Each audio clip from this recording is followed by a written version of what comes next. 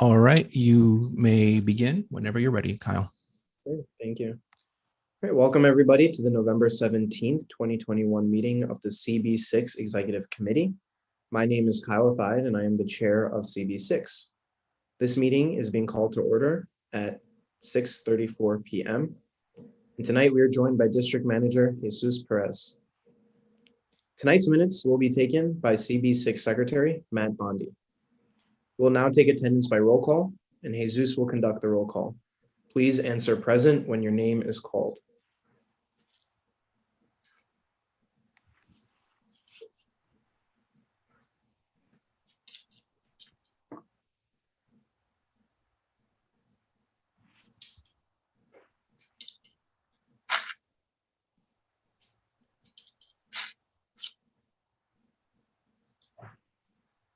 All right, Kyle Thayed. Present. Thank you. Elvie Barroso cannot join us tonight. Matt Bondi, I think, is coming a little later. Claire Brennan. I'm here. Thank you. Richard Eggers. Present. Thank you. John Keller. Present. Thank you. Sandy McKee is on her way. Rich Mintz. Present. Thank you. Kevin O'Keefe. Present. Thank you. Matt Roberts. Matt Roberts. Jean Santoro is unable to join us tonight. Sandro Sherrod. Sandro Sherrod. Mark Thompson.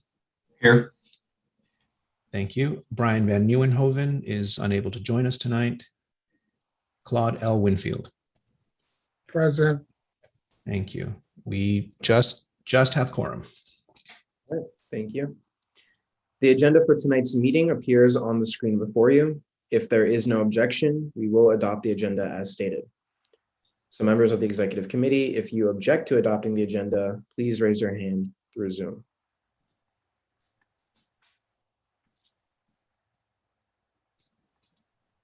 Seeing no objections, the agenda for tonight's meeting is adopted. The minutes from the September 22nd meeting and the October 20th meeting were distributed to executive committee members ahead of time by the board office. If there is no objection, we will adopt both sets of minutes. Committee members, if you object to adopting either set of minutes, please raise your hand through Zoom.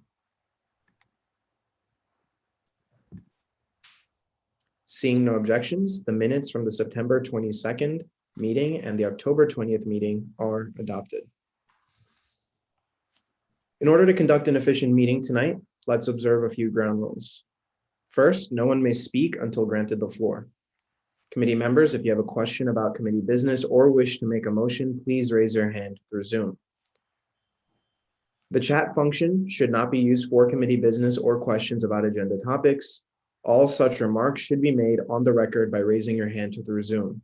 Chat should only be used to alert us to any technical difficulties you are having or to state in writing information, such as an email address or link, that was already stated aloud on the record during the meeting. Next, when a committee member is given the floor to speak, I will identify you and you can unmute yourself so that you can speak. And last but not least, we are required by New York State law to have a transcript of the meeting, so please keep questions and comments succinct and germane to the discussion. So we'll begin with tonight's agendas with the chair's report. So I will now deliver my report.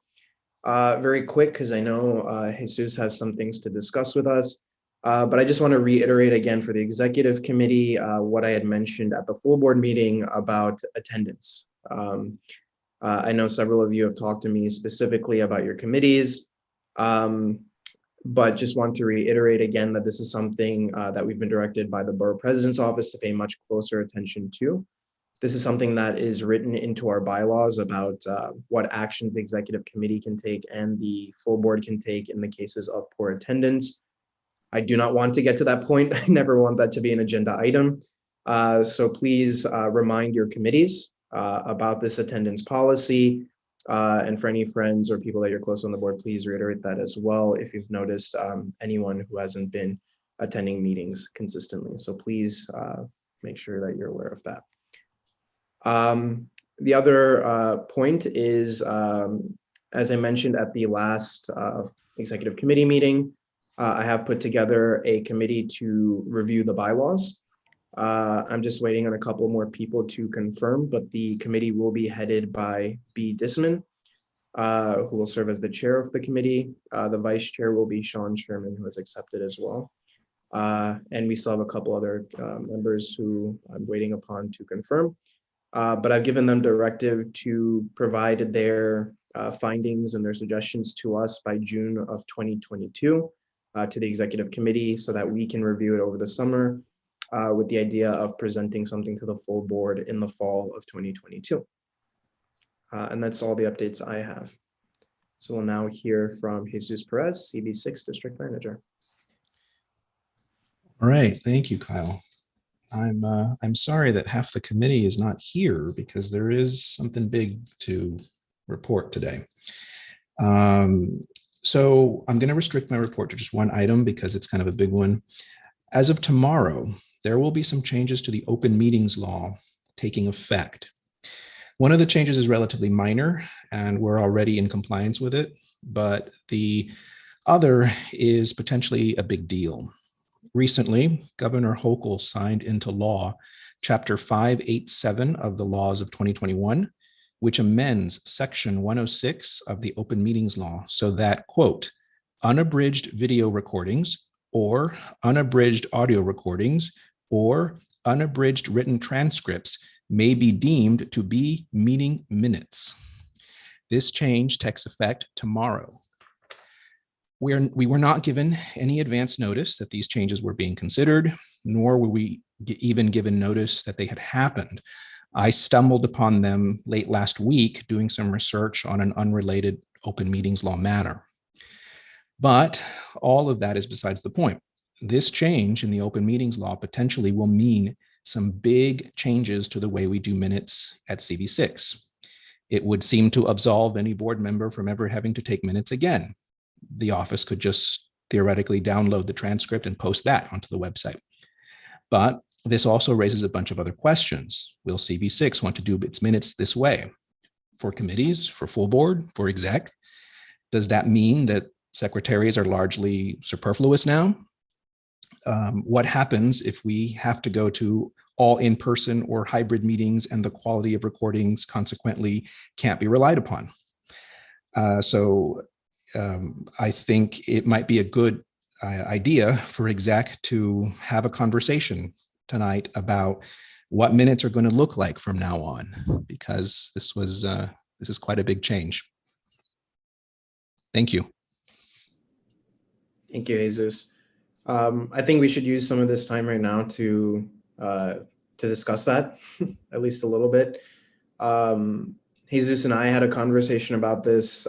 We want to bring it to the executive committee as well, because as Jesus mentioned, in many ways, this makes things a lot more convenient because minutes, we don't need a minute taker. We don't need someone to put together minutes, but at the same time does cause some issues. So some of the concerns I had was about the quality of transcripts through the program. How accurate are they? Do they capture what needs to be captured?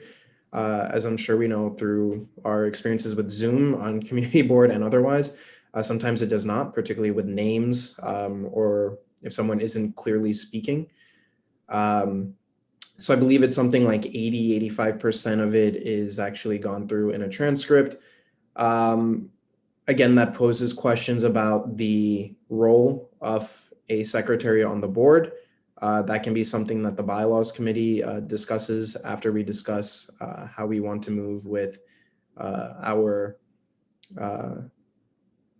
we want to move forward with minutes. The other thing is about accessibility. One of the concerns I have are for people who are hearing impaired. Does a transcript provide the information that they need? But also the role of minutes. To me, minutes have never meant transcript. Minutes have meant a overview of the conversation that was happening.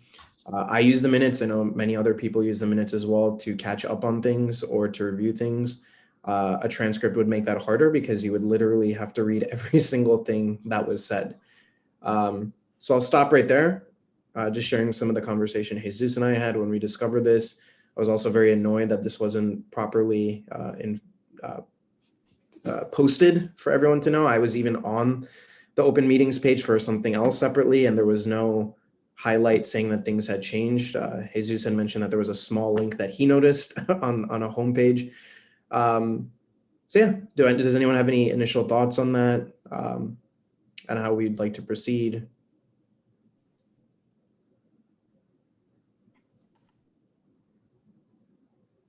Kevin, go ahead. Well, as I expressed before, I would be in favor of taking this step, but I think other, especially news operations, are able to take a transcript and go through and make corrections on spellings of names.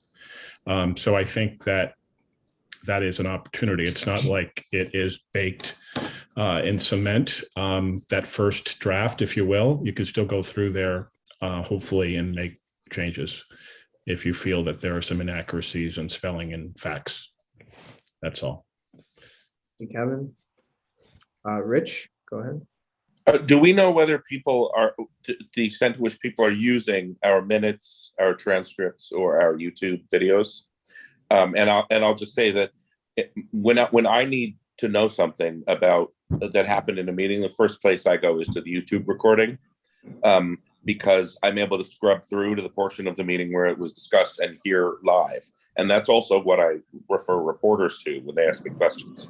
And I'm wondering if we know how these various things are being used now.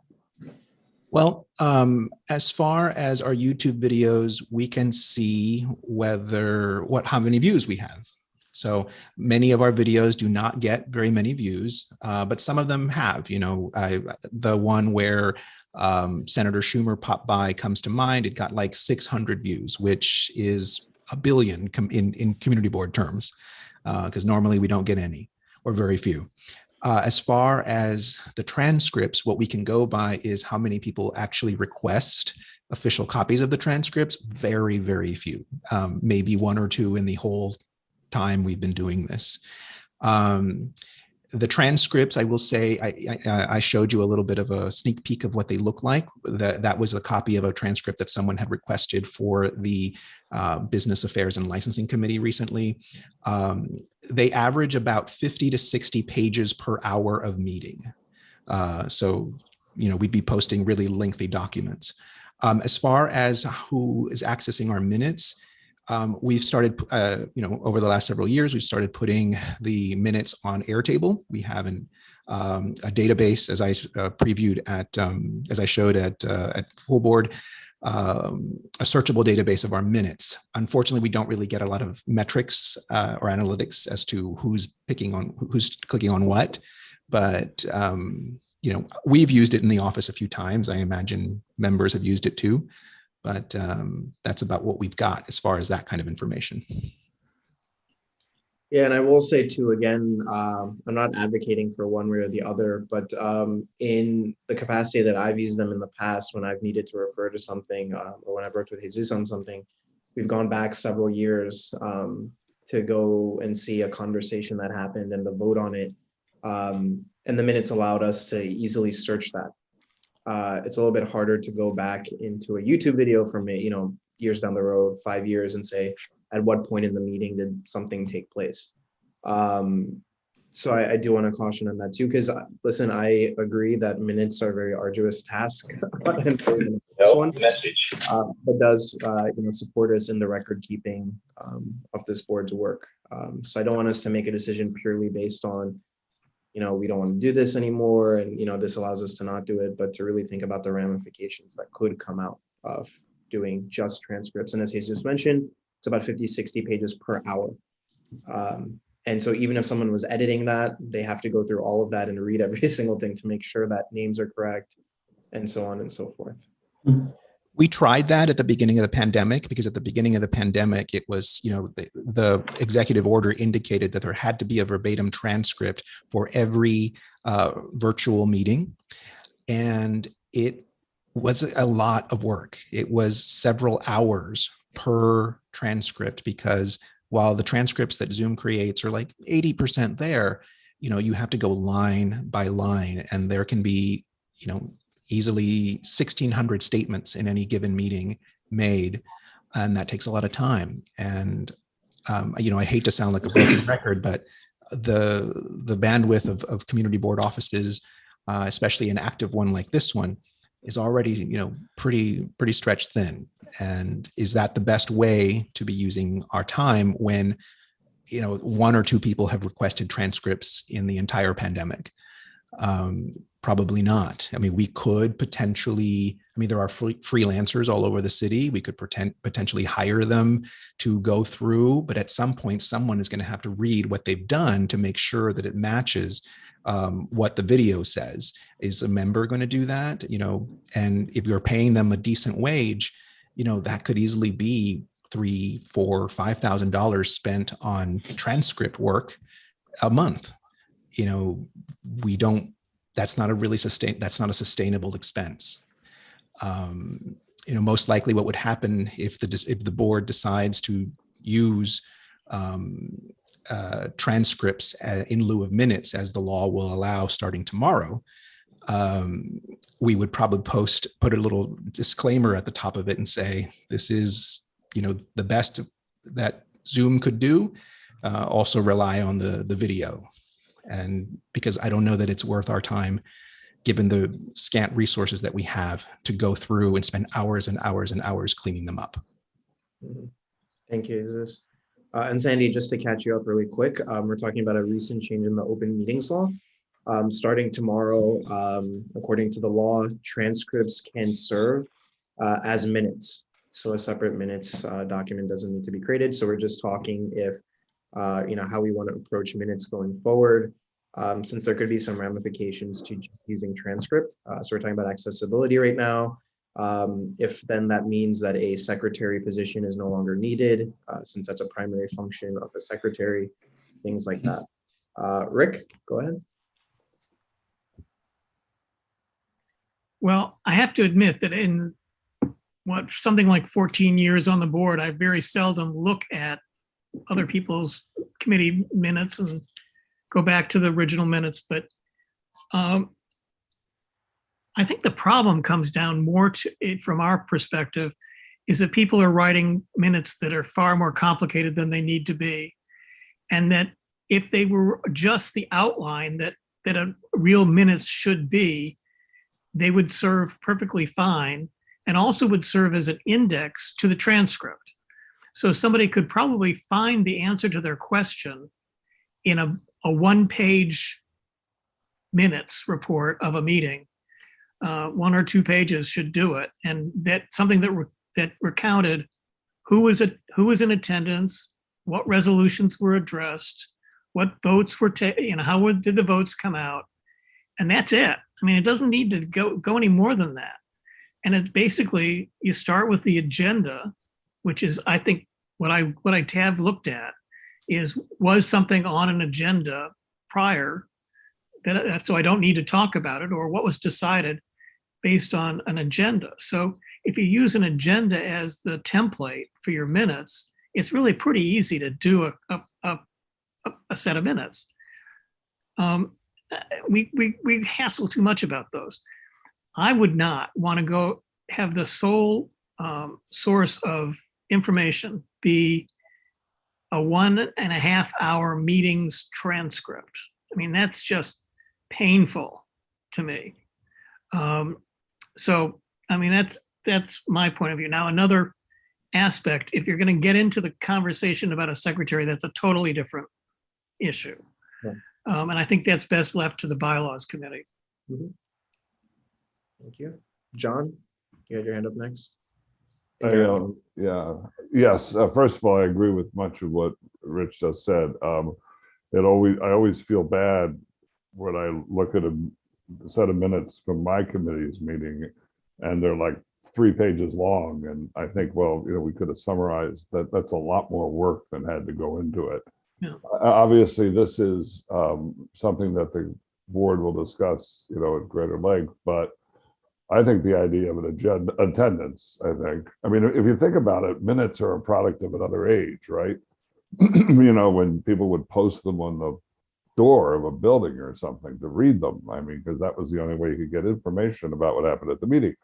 And obviously, there are many other ways to do that now, several of which, have been mentioned. And I think Jesus made a very good point about the obstacles of, going through them and, covering that and rewriting it. So I guess my quick thought would be, subject to reflection, that, we have an agenda. If there's who's there, I think the public's entitled, that there should be a public record of who attends. And Kyle and I have discussed that. And I also think, especially in the case of Claire's committee, where I think there should be 2 points given for every attendance because of how long the meetings go. But that's another matter. And then if there's a vote, how long, if the vote was unanimous, then there's not much to say. But if there was opposition, a brief sentence, stating why people were opposed to it. To me, that's, you could summarize it very quickly and have just a set of guidelines to summarize the meeting, along those lines, rather than have it go on for, far longer. And also, the other thing is that we're all human and we all have our own bias, when we take minutes. We hear what we want to hear and we push the point that maybe we think ought to be pushed. And I'll raise my hand, I've done that. And, so I think the idea of a summary, an agenda, attendance, and who objected to what, if they voted in opposition to a resolution. And I'll stop there for now. All right, thank you, John. Mark? Yeah, I agree with what everybody said. Let me take my hand down first. I think there's a couple things here. One is I'm happy that we can actually do this. Thank you, Governor Hochul. Because having an official live transcript, it's just everything's there, is a great idea. But we can do something where we have what we call notes. They can be minutes, they can be whatever.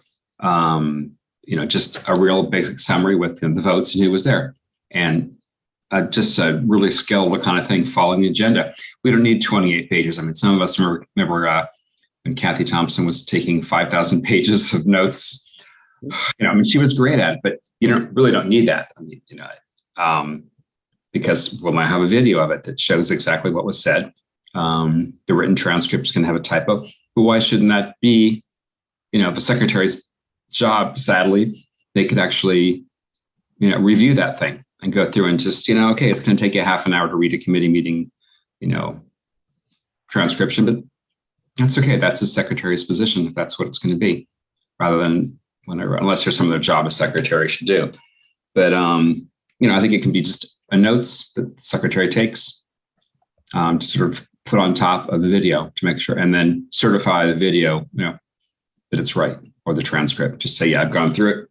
Looks correct. That's enough.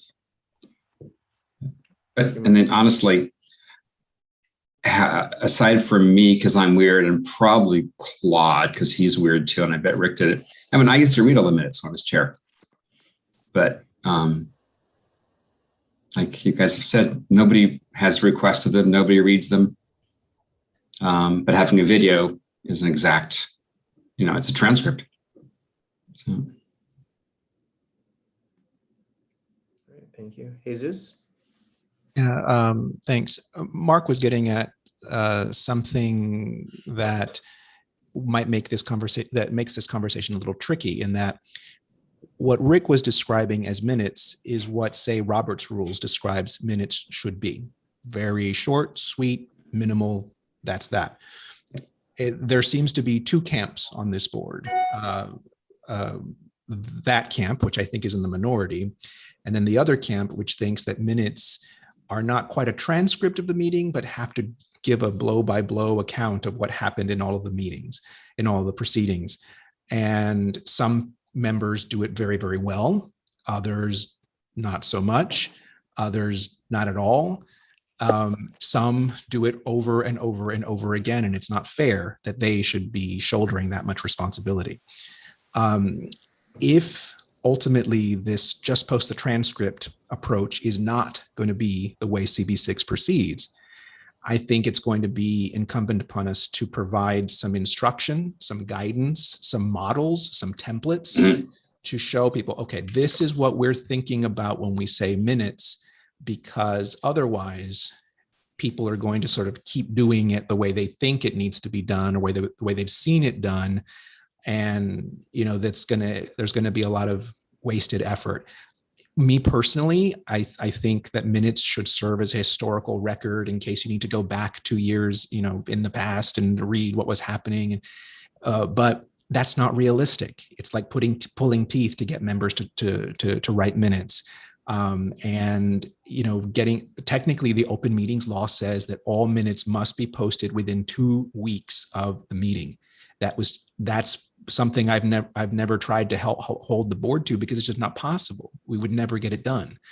So we just decided, let's post it by the time the next meeting meets. But technically we're supposed to post it even in draft form within 2 weeks, and executive sessions within 1 week, but we rarely have those. I can think of like 1 or 2 that we've had in the entire time I've been here. But, and while I don't know that a transcript is the best representation of a meeting, these days with Control F, you can find almost anything, and it may be the most realistic way to go, because that way the office doesn't have to be constantly hounding people to get their minutes in. We've gotten better about that. There's an audit where all the community boards are undergoing about various things. And one of the things that we're going to come out perfect on is posting our minutes. But it takes the office a lot of work to go and help recruit people to take the minutes, hound them to turn them in.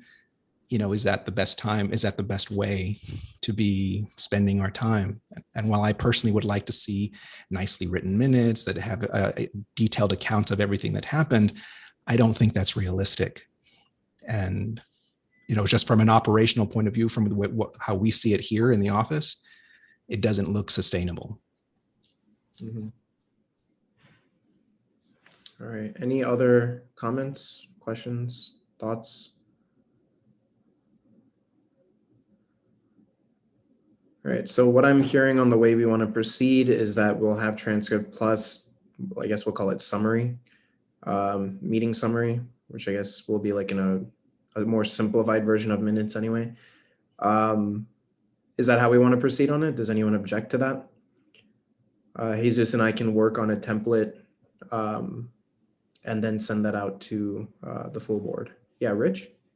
Yeah, I just wanted to make sure to state clearly that we need a standard format for that meeting summary to make sure that everything's included in it that will be useful for using that summary in the way that it needs to be used as a guide to the transcript and the video. Right. Exactly. If there are some exec members that would like to take a role in crafting that, I mean, we could do it, but there is a lot on our plate right now. I was going to put a template together, and I was just thinking if anyone else wants to be part of that review process to kind of like review some stuff and make modifications, please let me know. Mark? Yeah. Sorry. The BP's office, I don't think, and Jesus, you might know, I don't think she has anything like that, but we may want to reach out to Mark Levine and see if they have something in the works, or ask them, let them do the work, maybe. And that way it'd be uniform for all boards. But if, they probably haven't thought about it yet. But, yeah, probably not. I don't think they're too busy. But I can know about it. Yeah. It was hidden. Yeah, with unfortunately with these things, and I have a lot of love for the BP's office, but unfortunately they've been a little bit on the back foot regarding these things. So I think I'm the first district manager, at least in Manhattan, that has noticed it. And I informed the other district managers in this borough, but so we may end up leading the way. But yeah, some sort of clarity, because if you'd noticed, the Wednesday email did not go out today because I thought I should wait maybe to see if anything actionable comes out of exec. I think it seems like something's still in progress. So we're not going to send out a Wednesday email today, but at some point we're going to have to tell the members, something. if in fact the way they do minutes is going to change. And so perhaps in a future edition of the Wednesday email, or maybe an email from the chair or something like that. Because I'm sorry that Matt Bondi isn't here, because he has, as the new secretary, he has some very strong opinions about how the workload should be lightened for the secretary. Unfortunately, he has a commitment with his, for a school commitment with one of his children. But, you know, so yeah, there's, you know, how are committee minutes going to look? How are exec minutes going to look? How are full board minutes going to look? So I think, I guess for right now, everything stays the same. Minutes, for example, for public safety tomorrow will look like they always have. And until further notice, they will look like they always have. And we won't say anything to the board members until we have something more precise and specific to tell them. I guess that's the way we're going. Mm-hmm. Correct. Okay. It looks like Rick and Mark would like the floor. Yep. Rick, go ahead. Okay. The way you cited the change in the law makes it sound like it's a modification that would apply to every entity that is subject to the open meetings law. But sometimes there is a distinction between a public body and a government body. So I'd want to make sure that was clear. And the other thing that we want to make sure is clear is that there isn't something in the city charter that's going to override this position of the open meetings law. If there's something in the open meetings law, a change in the open meetings law will probably be reflected in the charter eventually, but it may not be now. And I can't remember whether the open meetings law gets that specific about what has to be, whether there have to be minutes and what has to be in the minutes. But there is something in there that might cause us to slow down a little bit on assuming that this is going to apply to us immediately, like tomorrow. So Section 106 of the open meetings law says that minutes shall be taken at all open meetings of a public body, which shall consist of a record of summary of all motions, proposals, resolutions, and any other matter formally voted upon, and the vote thereon. That's it. And the only change with this respect was adding that for this subdivision, recording, an audio recording, a video, or a transcript, all unaltered, or rather unabridged is what they say, that can double as minutes. I have not read the entire city charter, but I have, read several times the chapter 70, which is the chapter that pertains to community boards. It mentions minutes twice, and all it really says is that community boards should keep minutes and that they should put them on the website. It does not specify what they should look like. I'm not being a lawyer. I'm out of my depth as, to comment on legalities and things like that. But given that the open meetings law is a state law and the city charter is municipal, I wonder if that trumps the other, but they don't seem to conflict. It's just that, and the open meetings law doesn't say you have to put the transcript as your minutes. It just gives the option. That's a very good analysis. I think it's quite likely that the transcript would be accepted as minutes unless minutes are the format of the minutes are specifically laid out. But it'll be interesting to see if the lawyers at the BP's office have a different opinion, because they're a conservative bunch and they don't like change. So we'll see. I mean, that's part of their job as lawyers, is to protect the workings of the community boards from doing something incorrect. So I think it's very encouraging. I think it's something we should just go ahead and assume is going to happen. But don't be surprised if there's some glitch along the way. Yeah. Well, yeah, so it is taking effect tomorrow on the 18th. So it is happening. But I will be in Borough Board tomorrow morning. So I will mention it and see if there are any thoughts. Perfect. From the other boards and from the BP's office itself. Perfect timing. Mm-hmm. Yeah. All right, Mark, do you have your hand still up? Oh, Or sorry. so- My thing is not working very well. I was saying there are templates. Because I looked at it, Rick, I think you looked at them with me too. Templates for meeting minutes or notes or something a long time ago. There's something online. There's a bunch of crappy ones. Sorry, but there's some good ones. You may want to just check that and go. I feel like, why don't we lead the way? Yeah. Like, just that's good. But yeah, I wouldn't reinvent the wheel, and because the new VP may have some things they want us to do or something. But yeah, I think starting that way is great. Just use something already that's out there. And perfect timing, we are joined by Matt Bondi. Matt, do you Oh, want hey. Hi, everybody. Sorry I was late. Virtual parent-teacher conference that I forgot about until my wife reminded me this morning. So can you just give me like a really quick 30-second rundown of what we were just talking about by way of minutes? You can read the transcript tomorrow. I'm joking. So basically, we informed everyone of the change with the transcripts. That transcripts could serve as minutes.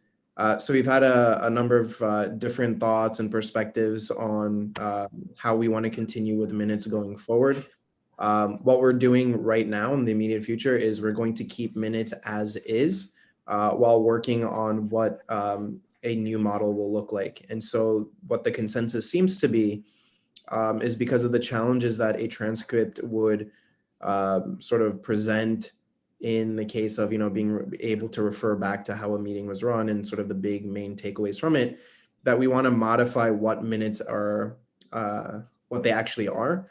So we'd like to accompany transcripts by what we're calling and we can change the name, like a meeting summary of like who is in attendance, and then just basically the main takeaways, and if there was a vote, what that vote was on and what the vote was. So not as intense as what minutes were, but just sort of a meeting summary, and that's what we're calling it for now. But in the immediate future, so for example, committees that are meeting in the next week, they will continue to produce minutes as always. Okay, thanks for that. But do you have any, Matt, as the secretary, do you have any thoughts on this open meetings law change, just from your perspective? No, I think it's great. If we can use a transcript or the video, I think that's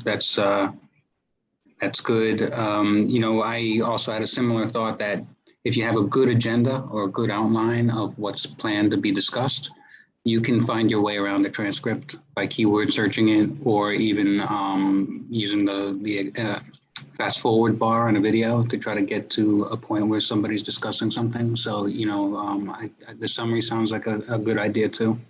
Something similar to what I had in mind by way of that agenda to help guide people to where they might find a particular discussion.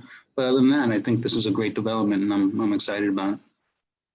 All right, thank you, Matt. And I'll definitely be pulling you into the template that we're creating for this meeting summary. All right, so let's move on with the agenda. Obviously, if there are any further thoughts on this, please feel free to reach out to me and Jesus about it, because it's still a work in progress. But now let's begin with our next month's committee agendas. So we'll actually go to Environment and Parks first, since there is no transportation meeting. So Kevin, you have the floor. Thank you. There's noise in the background, but it's a birthday party, so it's for good cause. My wife's birthday. So if you hear 3 kids like they are now. Anyway, to recap our previous committee meeting, we started with the discussion of the state ballot proposal on environmental rights that had actually passed the previous evening, As part of that development, the committee introduced an initiative that each month will have at least one community organization from the district present for 4 minutes their desired improvements to the community in regards to the scope of the committee. We started with the Murray Hill Neighborhood Association with a presentation made by the chair of the committee's Green Committee. In the previous committee meeting, we reported that the Friends of St. Martin Park had lost its IRS tax exempt status. We're now in the process of working hand in hand with Partnership for Parks to try to help form the right people to be the leaders of a new Friends of St. Martin or similar named group. Let's see, on the upcoming agenda, we continue our community association presentations with Stuyvesant Park Neighborhood Association. Kyle, on your request for partnerships, we ask if there's any updated guides listing the community association in the district. I will point out that our new Parks Committee member, Letty Simon, sent me one done a while back. So we do have a start if needed, but didn't know if the district office had kept neighborhood associations and other community groups. We'd like to dip into those for each meeting. Kyle, on our committee vision, we have progressed with both our short-term and long-term goals to secure more access to public, open, and green space. One of these is a park that is described as private, Gramercy Park. I will ask that as part of our giving the soapbox to community groups, that the Gramercy Park Neighborhood Association let us know what their desires are for their neighborhood. At the same time, I recently heard from a member of the media, not for a story, but about the mayor saying on the record in 2018 that he, the mayor, would reassess a certain matter. That was the mayor's word, reassess. The mayor said a 1910 court decision that Gramercy Park claims gives it a special tax-free status as a private open green space would be reassessed. Now, this member of the media noted that after some property records research, the tax-free parameters appear to have not been in compliance by Gramercy Park for many years. I want the committee to discuss helping with correspondence, possibly to the mayor, to let us know before the end of his term about his promised reassessment. Otherwise, this needs to be looked into more, because I think, as we all agree, open green space is a benefit to more members of the community than the limited number who can access a private space. Quickly, property values for those with keys to Gramercy Park are supposed to be considerably higher than their neighbors. The reason they don't have to pay a tax on the parkland, except the research shows that higher payments don't appear to be the case at all. Also, the Department of Finance could not confirm that they are assessing the value of Gramercy Park in the key holders' property taxes, and have not been for a while. I'll end with a quote from Samuel Ruggles, who deeded the park to the city in 1831.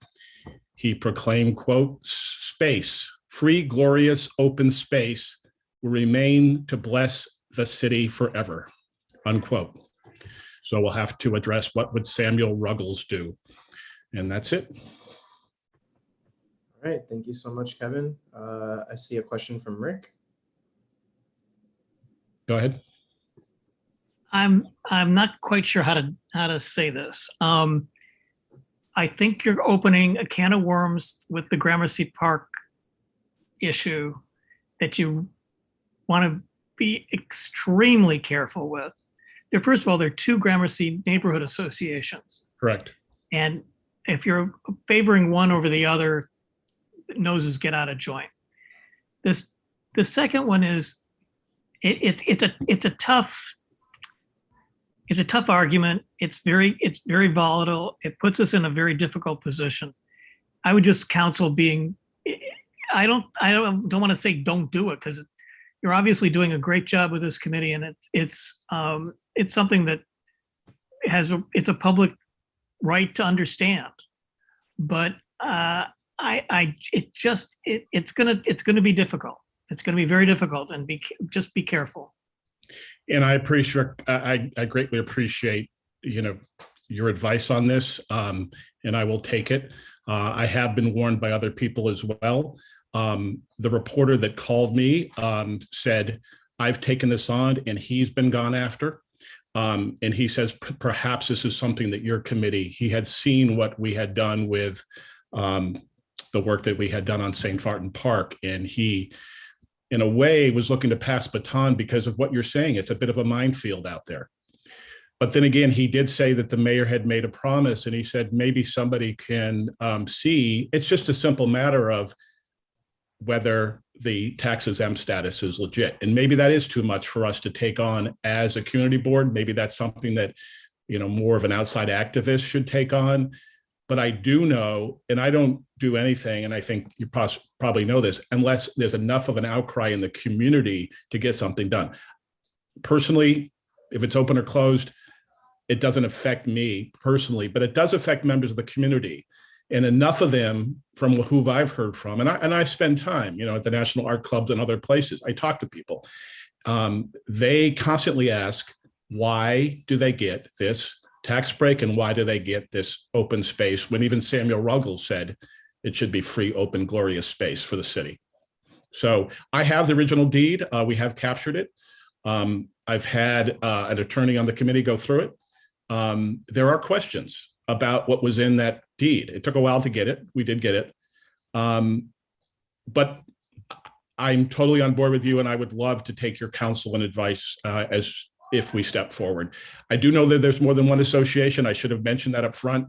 One of the reasons we're trying to get a handle on a guide for all of the associations so that we have a better understanding of not leaving anybody out. So, but thank you. I really respect your advice, and that's really going to be well heeded. Thank you. And you certainly have thought it through. So I appreciate that. Thank you. Absolutely. Absolutely. Talking to a lot of people, including somebody who used to live there and recently moved, and said that always made him feel uncomfortable as a key holder. Jesus. Thank you. Kevin, since you asked, what we'll do is the office will take a look at our community group list. I think it's slightly updated from what you may have, but updating it is, never been easy because some of these organizations fall on and off the map and don't, reemerge. But we'll see what we've got, and we will provide that list for you. You might have the same one. Yeah, well, I'll take a look at what we've got, and I'll have Alex prepare that list for you so that you can compare. Is the one you have should be the one that Letty gave me, I'm assuming?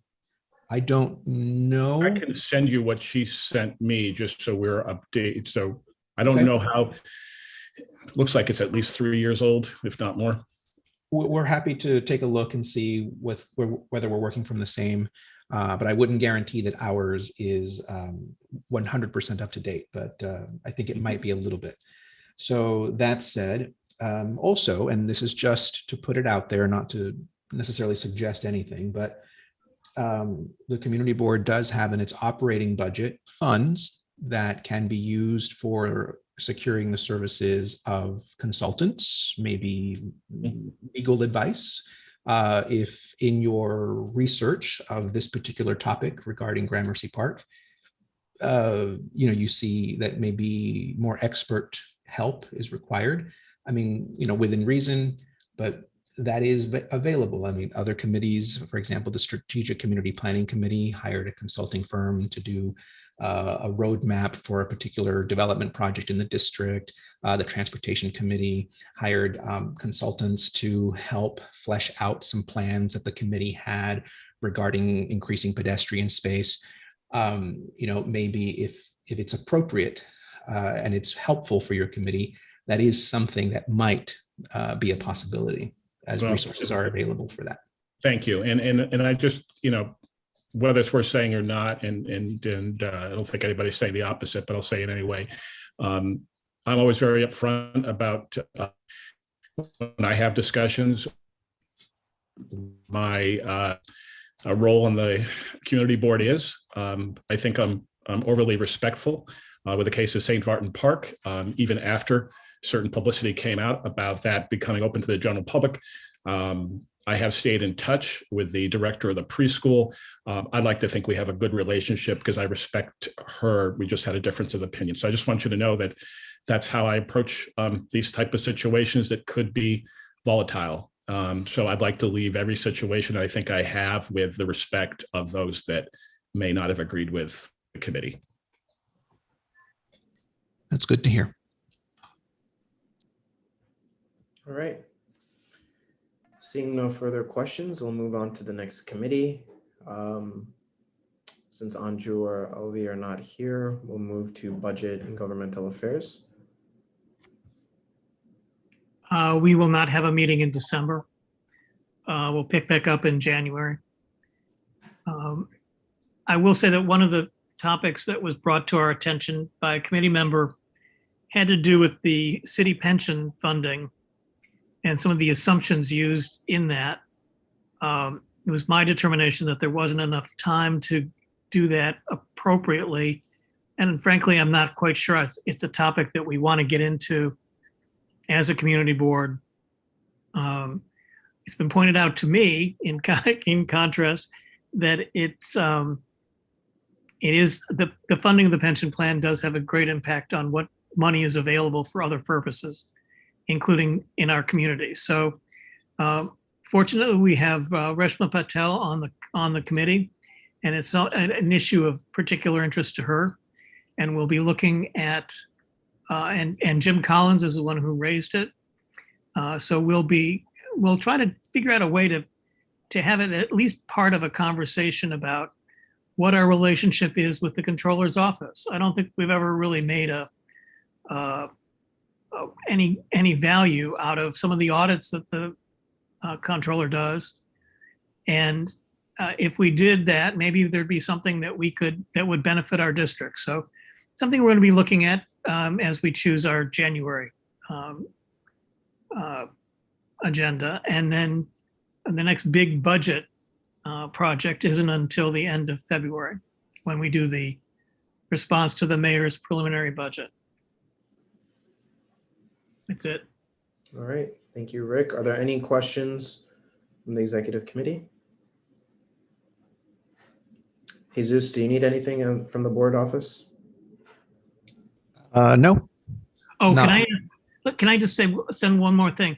I forgot to mention about the resolution on open meetings law that was passed. I forgot to ask you, and I talked to you earlier today, Jesus, has that been sent to our state representatives yet? Not yet. We're still sort of putting the finishing touches on all the formatting that needs to happen. Okay. But it has not been sent yet. Okay. That would be helpful to get that to them. You know the time frame. Yes. So thank you. Okay. So moving on, next executive committee is on December 15th. And now we'll go to public safety. Matt? So no meeting for public safety, too close to the Christmas holiday on a Thursday night. For the topics I wanted to cover, I wasn't expecting a lot of community engagement, so we're going to hold that for January. But really what I want to do for January is kind of take a look at some of the key issues that are on our short list for ensuring public safety throughout the district with the new administration and new elected leaders that will be taking over come January. So that's pretty much all I have, unless there's any questions. All right. Matt Bondi? Thank you, guys. Just curious how to get something on the agenda. You know, the kids, when they get let out of school, I think there should be additional patrols at that time.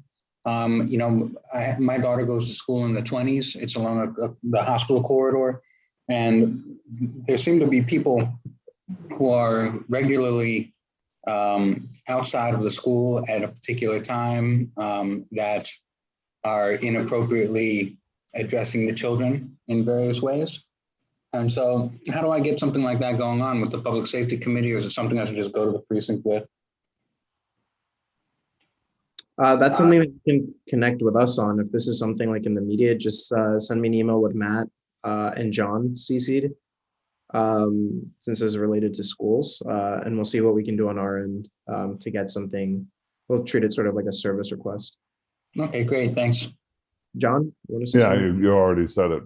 We'd be happy to look at that with you. Anything like that is exactly how I view the role of our committee. Thanks. Exactly. And Matt Bondi, if you could also include help@cbsix.org, which is the CB6 office help email. That's help@cbsix.org. That way, while Kyle and John and Matt are dealing with this, the office can be kept in the loop in case we have to jump in. Will do, thanks. Mm-hmm. All right, seeing no further comments or questions from Matt, we'll move on to the next committee, which is housing and homelessness. Rich? Thank you. So I always feel a little rushed at these because we always just met 2 days ago by the time exec comes around, but I can give you an update. We we agreed to a favorable disposition of the application, the ULURP application for the zoning changes necessary for the new Providence shelter redevelopment on East 45th Street. We will prepare a resolution to that effect to bring the full board in December. Our agenda also included a discussion on how to better publicize emergency rental assistance in the district, both because it came up in our own meetings and because we've been contacted from outside about it. But the very morning of our meeting, the governor suspended applications from New York City and other counties due to lack of funds. So that's been suspended. If money reappears, we're going to want to bring that up again next time. We also had a pretty substantive, free-ranging conversation in the meeting about the kinds of issues that people in the committee would like us to focus on. I'm going to write that up to circulate with the committee, and Kyle, I'm going to want to run it by you too to get your thoughts about what we might prioritize over the next few months. In our upcoming meeting, we do finally hope to have a presentation by Senator Meyer's office on TOPA, which will probably come up again in the January session.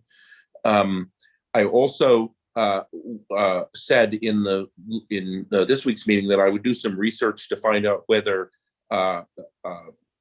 Brian Kavanaugh's planning to bring up the eviction moratorium for renewal in January, because it expires like 5 days after the session starts. And if he is, we will probably want to discuss that in the meeting as well, and possibly agree on a resolution in support of that.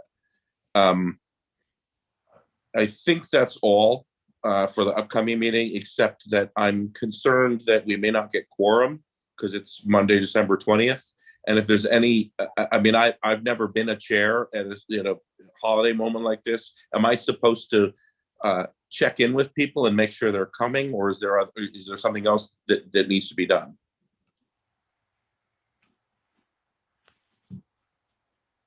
Jesus, what do you suggest? The office can check for you.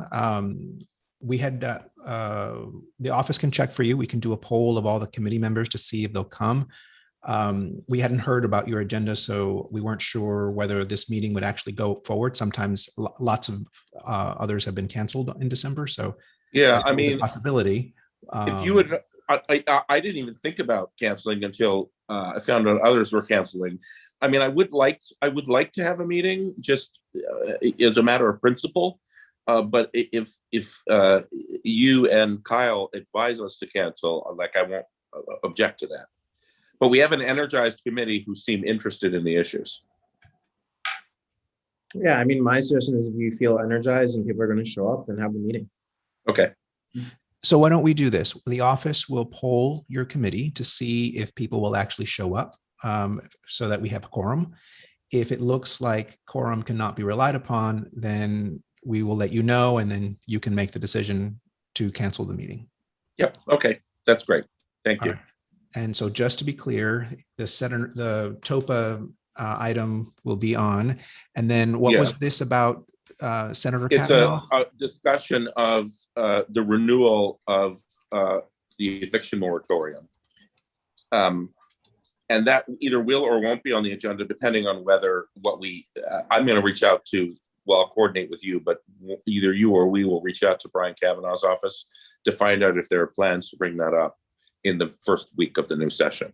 Okay, so we'll keep that item as tentative for right now. Yes. And then once we know that it's going to move forward, we can put the whole agenda up online. Yes. Yes. But for sure, we will poll your committee to see whether they will even show up for this particular meeting. Yes, that's great. Thank you.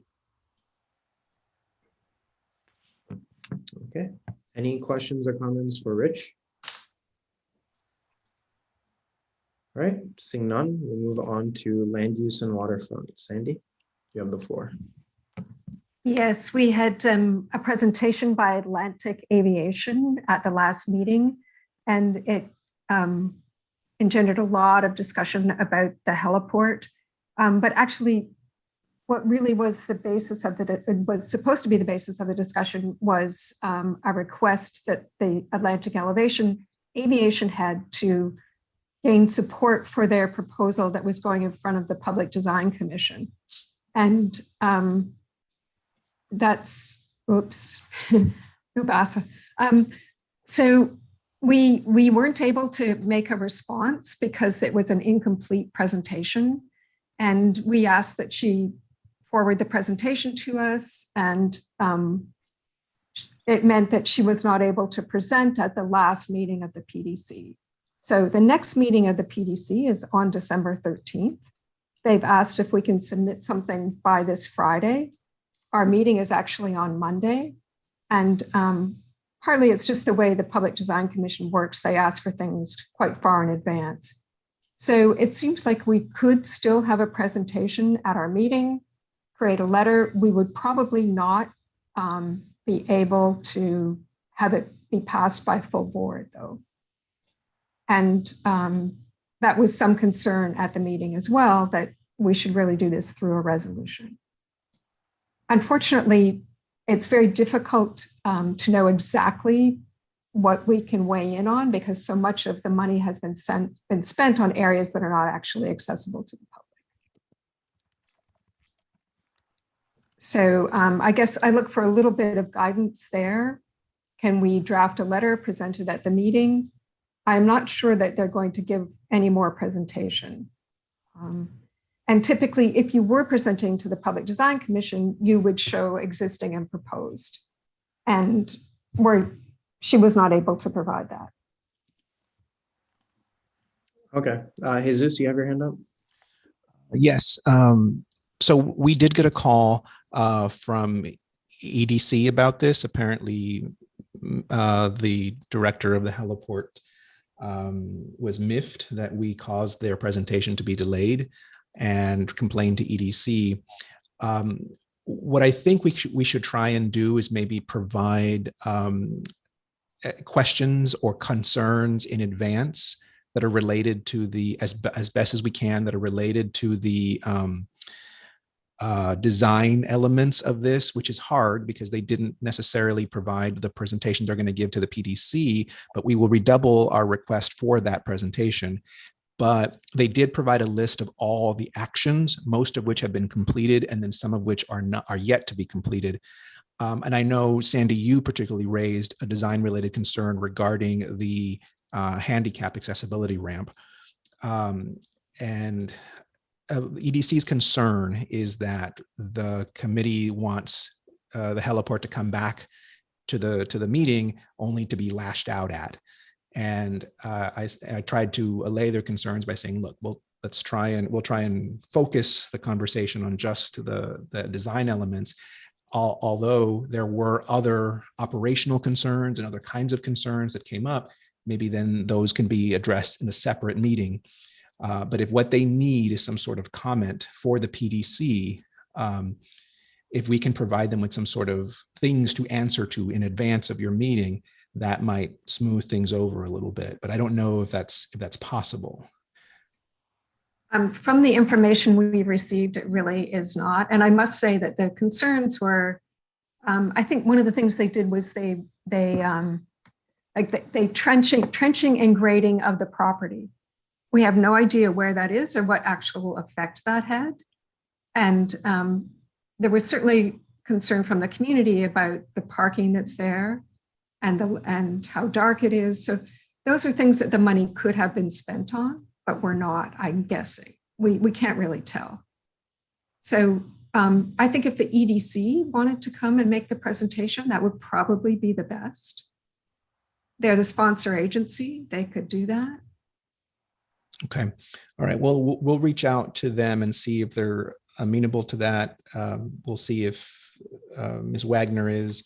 We'll try and get somebody there, but we can't make any promises, and we'll try and see what we can get. But yeah, it probably would be, since we asked the PDC, it probably would be good to put together some sort of either draft reso, even if it has to be ratified subsequently at full board, that we can send them that's, chiefly based on design related concerns. And is that something we could do if it passes at the level of the committee? We send it to the PDC early next week then.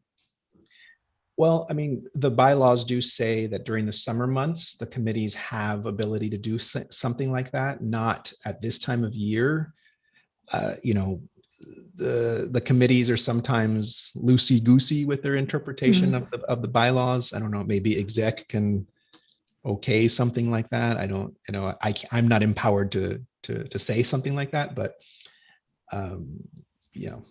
just. Sanjay, do you have a comment on this? Yeah, I was just going to say, I mean, we had some prior experience with having the chair send a note saying that this is something that's being considered by the committee and has the support of the committee. And although it has not yet been reviewed by the full board, we'd like to discuss this. I mean, we could do something along that line. That's what I was thinking, a letter saying that this passed in committee, and yeah.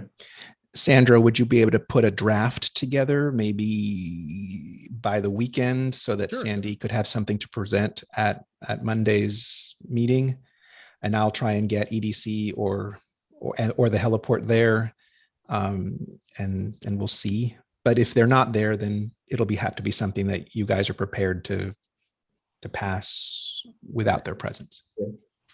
And there really was a lot of concern it might not pass. Like without having more information, the committee really felt very strongly that they couldn't support this. Right. Yeah, Maybe it's even we just have a history saying of that, maybe problematic. even just saying that, because we've asked the PDC to give us more time. And obviously there are some on the committee that have very strong feelings about the heliport, but if that prohibits the committee from saying anything, it's as if the committee essentially says nothing on the topic, when obviously there are some design related concerns that need to be expressed. Even if there are other operational concerns that may not be able to make it into the document. And the way the PDC works is they need something from the community board. They need something from the community board. That can be something as simple as saying that, oh yes, the heliport came and made a presentation to the community board. That's it.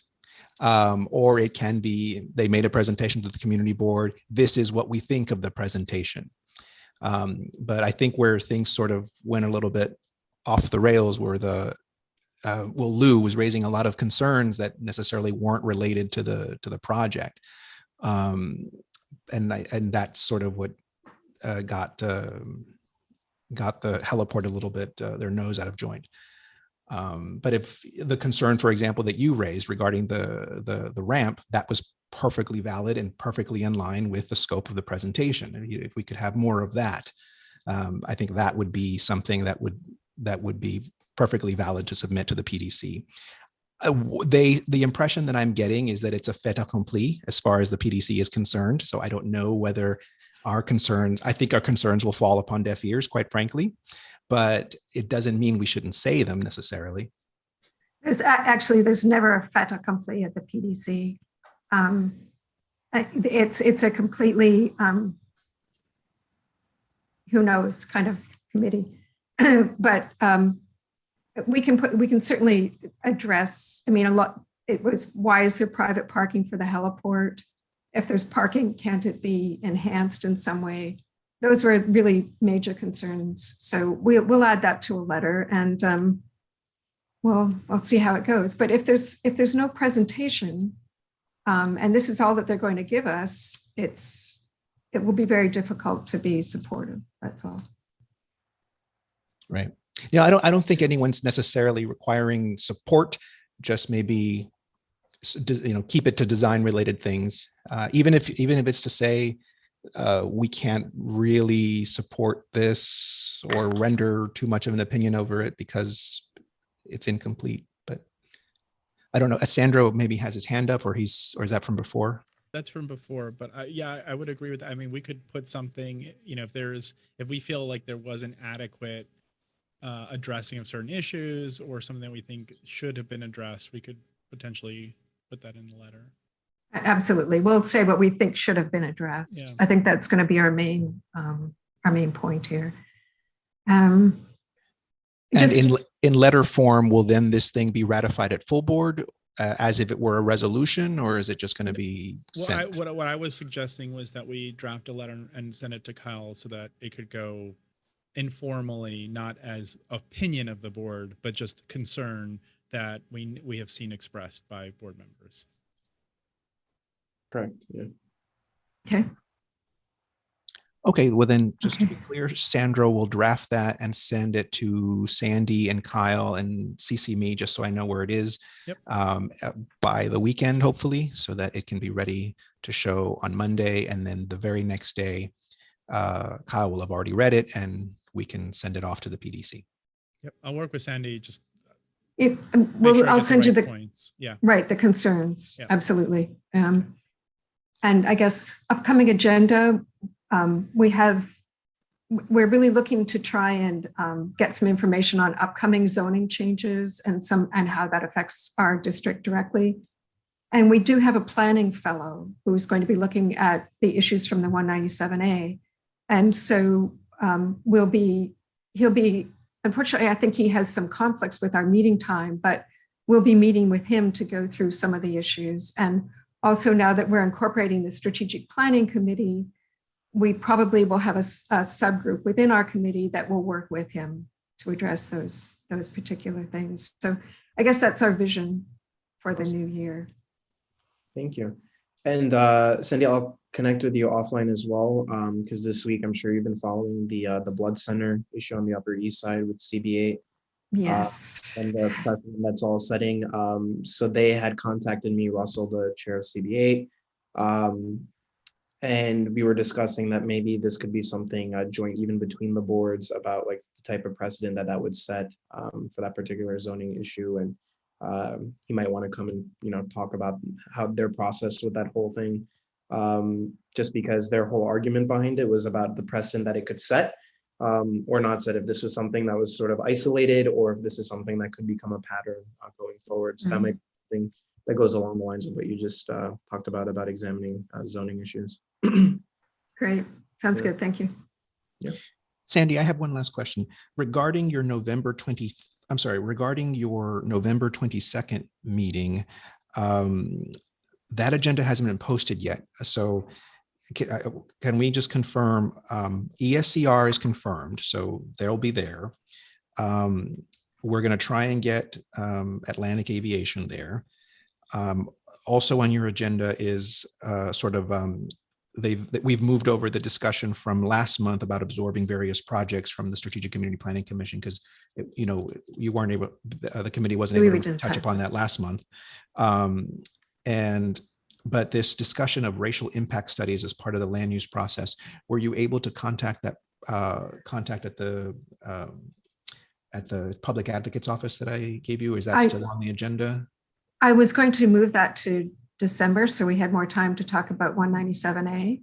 And since we're not going to be having a meeting, I think our meeting date was the Boxing Day. It's like the 26th, I believe. 27th. 27th. So we were not planning on having a December meeting or moving it to the same day as Rich's, and since he's going to have a meeting, we won't have one. So shall we move the discussion of racial impact studies as part of the land use process to perhaps potentially January? Okay. Yes, please. All right. So then November 22nd will be for sure ESCR, maybe Atlantic Aviation, but at the very least some discussion on the heliport. And some sort of draft letter, and then a discussion on absorbing various projects of the Strategic Community Planning Committee, and then chair's report on new business. Yes. Okay. Sounds good. Thank you. We'll put that up. Thank you. Okay. Any further questions for the Land Use Committee? All right, seeing none, we're going to go back to Business Affairs and Licensing. Sorry, Claire. No worries. So because we probably can't cancel this meeting, we'll keep it nice and short and sweet and just have any new licenses who apply show up. And maybe it'll be a Christmas miracle that none do. But getting back to what someone said at full board, it is great to see all the applications and businesses thriving. So that's it. And we had a pretty, standard meeting in October, and our November meeting is coming up, which will also be pretty standard as well. So that's all for me tonight, unless you all have any questions. Thank you, Claire. And also just want to thank you and your committee, and also Alexandra from the board office for all of the work that went into the October meeting, because there were some special applicants for that meeting. And so just want to show appreciation to you and the rest of the committee, and to Alexandra for support. Yeah, Alexandra was great, and Jesus as always. But thank you for that. Of course. Claire, I have one quick question.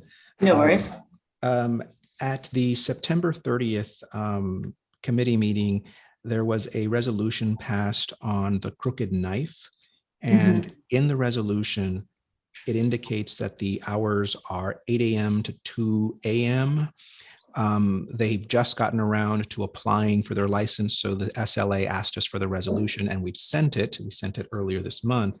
But the lawyer has replied to us saying that there's an error on it, that it should be 4 a.m., not 2 a.m. We, took the resolution at face value, but we went to the recording, and while the 4 a.m. Closing time was not discussed at great length, we do have two members of the committee, you and John, saying that you're not opposed to that. So we're trying to figure out, are you okay with us changing this resolution to say 4 a.m.? Yes. Sorry, I missed that too. But if it's easy that you all could just do that, that would be helpful. But John has his hand up. Yeah, I would support that, just if you need another voice. Kevin, And Kevin, you're on mute, Kevin. you're mute. Gosh darn it, I was going 2 weeks without doing that. I support Claire on this as well as a member of the committee. And just want to double check that what was actually voted on in the committee, even though that's, you expressed not being opposed to that, was it at 2 a.m. or 4 a.m.? So I just want to be consistent with how the entire committee ended up voting. From listening to the recording, that wasn't clear. And, it's kind of, if we're doing it entirely by the book, this would not be the way we do it. But we were talking in the office about maybe how this got missed, and maybe ways for this not to get missed in the future. One of the things, it's a little bit of a big change, but one of the things that the office was considering pitching to you guys is maybe, since so many of these licensing committee resolutions are, rather formulaic, they all include, certain information every single time, that maybe the office will mock up drafts for the applicants, and then those will be shown at the committee. And then when other details need to be put in, the committee will right there and then actively put them in. Like, they will put 4 a.m. They will put whether people came and spoke for or against. If there are other things that need to be mentioned that are not, formulaic, they will put those in. So they will have something physical there to vote on. That's a little bit extra work for the office, but given that sometimes we have to spend time hunting these resolutions down after the fact, it might actually save some work. But at least the committee will have something physical there to vote on. That's a big change, so I don't want to make that unilaterally, but if you guys want to discuss that or something, that may be a way of keeping something like this from happening in the future. Especially since BASA's resolutions are, like, all of them have the principles, all of them have the name of the establishment, all of them have the address, all of them have the times, the closing times. And at the very least, all that can be pre-populated in a reso, and then the committee just fills in the details that emerge during the presentation. Yeah, so I think Claire can figure that out with you offline, how she wants to proceed with that committee work, but I'm just confused about this particular issue. What was the motion made on? If it was no objection, like what was the what time was the application describing as the close time, and then what was the motion actually on that was voted on? The motion didn't specify that. But I'm assuming they said motion of no objection to the application. Yes. Right. And what was the application's closing time, 4 a.m.? The applicant asked for 4 a.m. if possible. They added the if possible. Okay. Well, to me, that sounds like 4 a.m. Because if no one said, I'm objecting or amending, and the committee voted no objection to the application and it says 4 a.m., then that's 4 a.m. Okay, we can treat it like a typo that gets corrected. Right. But it seems like Sandro is making faces and has some concerns. No. I wasn't trying to make faces. I was listening. I mean, it does sound to me like this is just we're not substantively changing the resolution, as long as it's in line with what was submitted or testified to in committee. It doesn't seem like this is a substantive change and requires any further action other than correction. Yeah. Okay, then we'll treat it as a typo and we'll correct it, and then we'll send the revised copy to the SLA and to the applicant, and hopefully that'll make everybody happy. Sorry for not catching that. No, it's okay. It happens. But yeah, if you want to talk about that idea offline, Yes. Mhm. Just schedule some time with Alex and we'd be happy to talk. That sounds good. Thank you, Jesus. All right, seeing no further questions for business affairs and licensing, we'll go last but not least, youth and education. John, you have the floor. Very, very briefly, the previous meeting produced a resolution which the board was kind enough to pass unanimously related to PS 116. We are not having a meeting in December. I've been on this committee for 5 years I'm the third chair, and we've never met in December. So Rich, if that helps at all, that's worked with us. We have a couple of things in the works that we will raise in next month, but I'd like to just leave them off the table for now. The committee vision remains the same, to find issues that specifically are very specific and unique to schools in our zone, rather than get into the broader issues that are amply, if not overly discussed. You can go to 2 different meetings of the District 2 Community Education Council this week on gifted and talented, if you want to, for example. And I'll connect offline with Matt Bondi relating to his concern about inadequate vaccine supply at one of his kids' schools. I haven't heard that elsewhere, but I would like to connect offline with Matt about that. All right, Matt. Thanks, John. They're actually coming back tomorrow with more. So I'm not so sure that's really an issue anymore, at least over there. Yeah, my point was going to be that the DOE is, I mean, it's always when we're recorded, I'm careful. The DOE tends to get better as it rolls something new out than it is at the beginning. Is that as positive a way to say it as I can? Yeah. Okay. And that's the end of my report. Okay. Thank you, John. Any further questions for the committee? Jesus, are you all set with youth and education? Yes. Okay. And I'd like to thank Alexandra for her help. She's been very useful and very proactive, and even asked me if I wanted to have a November 23rd meeting, even though it was the Tuesday before Thanksgiving. And I said yes, because we don't meet in December. So let's see who shows up. Thanks. Bye. All right. Thank you very much. We'll now move to old or new business. If any committee member has any old or new business, please raise your hand. Okay. Seeing no further business, the meeting will be adjourned at 7:58 p.m. Thank you, everybody. Hope you have a great night and hope you have a great holiday.